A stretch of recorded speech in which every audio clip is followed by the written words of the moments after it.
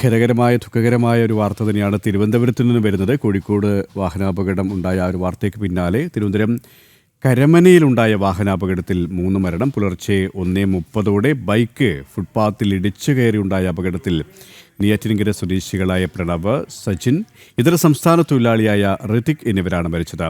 Hotel ജീവനക്കാരായ 3 പേരും ഒരു ബൈക്കിലാണ് സഞ്ചരിച്ചിരുന്നത്. ഇവരുമായി വീണ MS ചേരുകയാണ്. വീണ, ഖേദകരമായ ദുഃഖകരമായ ഒരു വാർത്ത തന്നെയാണ്. 3 പേരാണ് ഈ ഒരു അപകടത്തിൽ മരിച്ചത്. മറ്റു വിവരങ്ങൾ കൂടി വീണ.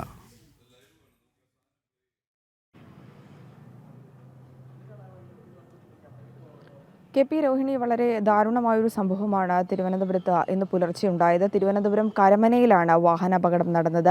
അമിത വേഗതയായിരുന്നു ഈ ഒരു അപകടത്തിന് കാരണമെന്നാണ് നമുക്ക് അറിയാൻ സാധിക്കുന്നത്. അമിത വേഗതയിലെത്തിയ ഒരു ബൈക്കിലാണ് മരണപ്പെട്ട 3 പേരും സഞ്ചരിച്ചിരുന്നത്. ഈ 3 പേരും ഹോട്ടൽ ജീവനക്കാരായിരുന്നു.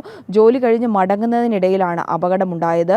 ഇവർ 3 പേരും ആ വാഹനത്തിൽ ബൈക്കിൽ സഞ്ചരിക്കുകയും ഇത് അമിത വേഗതയിലെത്തി ഫുട്പാത്തിലേക്ക് ഇടിച്ചു കയറുകയുമായിരുന്നു. ആ ഫുട്പാത്തിൽ സമീപത്തായി പാർക്ക് ചെയ്തിരുന്ന മറ്റ് 2 ബൈക്കുകളിൽ കൂടി ഇടിച്ചതിന് ശേഷമാണ് ഇത് തെറിച്ചു വീണത്. ഇടിയുടെ ആഘാതം ആണ് ഇവരുടെ മരണത്തിന് കാരണമെന്നാണ് നമുക്ക് പ്രാഥമികമായി അറിയാൻ സാധിക്കുന്നത്. നെയ്യാറ്റിൻകര സ്വദേശികളായ 2 യുവാക്കളും അതിഥി തൊഴിലാളിയായ ഒരാളുമാണ് മരിച്ചത്. നെയ്യാറ്റിൻകര സ്വദേശിയായ പ്രണവ്, അതുപോലെ തന്നെ സജിൻ, അതിഥി തൊഴിലാളിയായ ഋതിക് എന്നിവരാണ് മരിച്ചത്. ഇന്ന് പുലർച്ചെ 1:30 കൂടിയാണ് അപകടം നടന്നത്.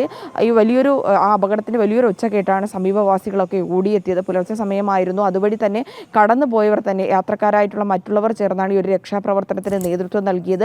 തുടർന്ന് പോലീസിനെ വിവരമറിയിച്ചു. പോലീസ് സ്ഥലത്തെത്തി ഇവരെ ഉടൻ തന്നെ ആശുപത്രിയിൽ എത്തിച്ചുവെങ്കിലും ജീവൻ രക്ഷിക്കാൻ സാധിച്ചിട്ടില്ല. ഇവരുടെ മൃതദേഹം തിരുവനന്തപുരം മെഡിക്കൽ കോളേജ് ആശുപത്രിയിൽ സൂക്ഷിച്ചിരിക്കുകയാണ്. വീണ, എന്തായാലും അതിദാരുണമായ ഒരു സംഭവം. 3 ജീവനുകളാണ് പൊലിഞ്ഞിരിക്കുന്നത്. ഒരുപക്ഷെ അർദ്ധരാത്രിയിലാണ് അമിത വേഗത, ഇതൊക്കെ തന്നെയാണോ മരണകാരണം ആയത്? ഇവർ ഈ അപകടത്തിൽപ്പെട്ട അതേ സമയം തന്നെ ആശുപത്രിയിൽ എത്തിക്കാൻ അടക്കമുള്ള രക്ഷാപ്രവർത്തനത്തിൽ ഏർപ്പെടാൻ കഴിഞ്ഞു? നമുക്കറിയാം, ഹൈവേ ആണ്, ആ സമയവുമാണ്. അതെ, ആ സമയവുമാണ്. അതുകൊണ്ട് തന്നെ രോഹിണി, 1:30 കൂടിയാണ് ഈ ഒരു അപകടം നടന്നിരുന്നത്. വലിയ വേഗതയിൽ, അതായത് നമുക്കറിയാം ഈ പുലർച്ചെ 1:30 സമയമൊക്കെ വാഹനങ്ങൾ വലിയ വേഗത്തിൽ കടന്നു പോകുന്ന റോഡുകളിൽ, നിരത്തുകളിൽ വലിയ തിരക്കില്ലാത്ത സമയമാണ്. അതിനാൽ തന്നെ വലിയ വേഗതയിൽ പോകുന്ന ഒരു സാഹചര്യമുണ്ട്. ആ സാഹചര്യത്തിൽ ഇവർ 3 പേരും ഒരു വാഹനത്തിൽ വരുന്നു, അമിത വേഗതയിൽ എത്തുന്നു, ഫുട്പാത്തിലേക്ക് ഇടിച്ചു കയറുന്നു. അതിന് മുന്നോടിയായി തന്നെ 3 ബൈക്കുകളിൽ ഇടിക്കുന്ന ഒരു സാഹചര്യം ഉണ്ടായിരുന്നു. തൊട്ട് പിന്നാലെ എത്തിയ മറ്റ് യാത്രക്കാരാണ് ആദ്യം ഇവിടെ ഈ ഒരു രക്ഷാപ്രവർത്തനത്തിന് നേതൃത്വം നൽകുന്നത്. അവർ തന്നെയാണ് പോലീസിനെ അറിയിക്കുന്നത്. സമീപത്തുള്ള ചില വീടുകളിൽ നിന്നുള്ള ആൾക്കാരെ കൂടി വിവരം അറിയിക്കുകയും അത്തരത്തിലുള്ള ആൾക്കാർ കൂടി വന്ന്, ആ സമീപവാസികൾ കൂടി വന്നാണ് ഈ ഒരു രക്ഷാപ്രവർത്തനത്തിന് നേതൃത്വം നൽകിയത്. അധികം വൈകാതെ തന്നെ ഇവരെ ആശുപത്രിയിലേക്ക് എത്തിക്കാനും സാധിച്ചു. പക്ഷേ ആശുപത്രിയിൽ എത്തിച്ചുവെങ്കിലും ഇടിയുടെ ആഘാതത്തിലാണ് ഇവർക്ക് മരണം സംഭവിച്ചതെന്നാണ് അറിയാൻ സാധിക്കുന്നത്.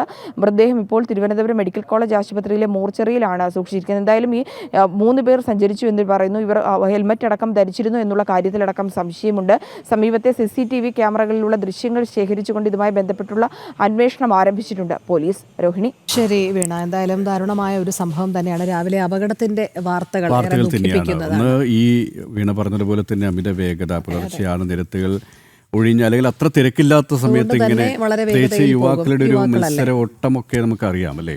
മാത്രമല്ല, അവർ ഹെൽമെറ്റ് ധരിച്ചിരുന്നില്ല എന്നാണ് മനസ്സിലാക്കാൻ കഴിയുന്നത്. ഒരു പക്ഷേ ഹെൽമെറ്റ് ധരിച്ചിരുന്നുവെങ്കിൽ നമുക്കറിയാം ആ ഇടിയുടെ ആഘാതം എത്രയുണ്ടായാൽ പോലും അതൊരു വലിയ പ്രൊട്ടക്ഷനാണ് എന്നുള്ളത്. പക്ഷേ നിർഭാഗ്യവശാലായിരിക്കണം അത്തരം സംഭവങ്ങൾ ഉണ്ടാകുന്നത്.